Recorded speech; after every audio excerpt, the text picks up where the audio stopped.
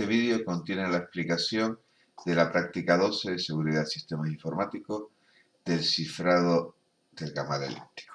Pasamos a explicar el funcionamiento del programa. Primero declaramos todos los parámetros y variables que vamos a utilizar. Como la curva es una curva elíptica, necesitaremos los parámetros A y B, que son los coeficientes que definen la curva elíptica. B es un número primo que indica el módulo con el que trabajaremos todo el ejercicio. X e Y son vectores de enteros donde estarán las coordenadas de los puntos de la curva. Px y Pi son las coordenadas del punto base. Db es la clave privada del usuario A y A el número aleatorio que elige el usuario A. Ambos serán potencias de 2, lo cual simplifica mucho la programación del algoritmo. M es el módulo alfabeto, que debe ser potencia de 2, ya que el mensaje son ristras binarias. Y M lo introducimos como un string que después convertiremos a decimal con el método correspondiente. Ya con esto podemos empezar el programa. Lo primero que hacemos es un menú que nos da a elegir entre introducir los datos por teclado o el ejemplo directamente que nos da el enunciado, y un método elige opción que lo que hace es inicializar los parámetros. Ya con los parámetros inicializados, simplemente construimos esta tabla, damos valores a X y a Y de 0 hasta el módulo -1 y ejecutamos el siguiente método, encuentra puntos, para encontrar los puntos de la curva. Bueno, simplemente lo que va a hacer es ir asociando los valores del polinomio cúbico con el cuadrado, y cuando coincidan ambos, emparejará la X y la Y. Entonces va chequeando los distintos puntos. Si no hay coincidencia, lo descarta, y si hay coincidencia, lo va metiendo en el vector de coordenadas hasta un total de 17 puntos en esta curva.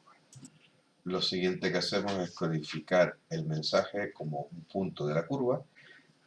Para ello usaremos el método binario to decimal, que convierte el número binario en un número decimal, y ya con este valor decimal y la h que hemos calculado previamente, le vamos dando valores a j en esta fórmula de 0 a h-1, y cuando ese valor coincida con una de las coordenadas de los puntos de la curva, lo tomo como punto codificado.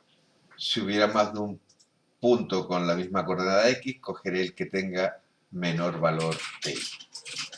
Ahora tengo que calcular el punto que tengo que sumar con Q sub m para obtener el primer punto del mensaje cifrado. Para ello, al ser a sub a y b sub b potencias de 2, simplemente lo que voy es doblando el punto tantas veces como el logaritmo en base 2 de dicho producto. Por el camino también obtengo la clave pública de A y la clave pública de B, ya que considera la de A con el logaritmo en base 2 de A sub A, y la B en la iteración logaritmo en base 2 de D sub B. Una vez calculado 8 veces el punto P, solo tengo que sumarlo al punto codificado y ya obtendré el primer punto del mensaje cifrado. Esta suma la realizo llamando al método sumar puntos de nuevo, solo que esta vez los puntos serán diferentes. El segundo punto del mensaje cifrado, como habíamos visto antes, lo calculamos en el proceso de cálculo de 8 veces el punto P, que sería este punto de aquí, el 9,6.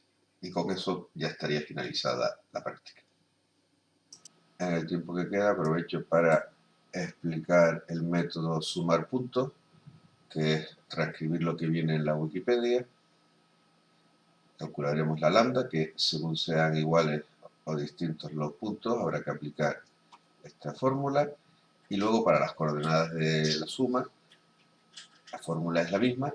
Obviamente el lambda será distinto según el caso en el que estuviéramos, y aplicamos esta fórmula que aparece aquí. Introducimos el método módulo para evitar casos en los que no baste el tanto por ciento, porque sean enteros negativos con la pequeña modificación de este to while. Ya por último mostramos el método inverso, que nos hará falta en el cálculo de suma de puntos, que consiste en una pequeña modificación del método algoritmo extendido de Euclides de la práctica anterior del RCA.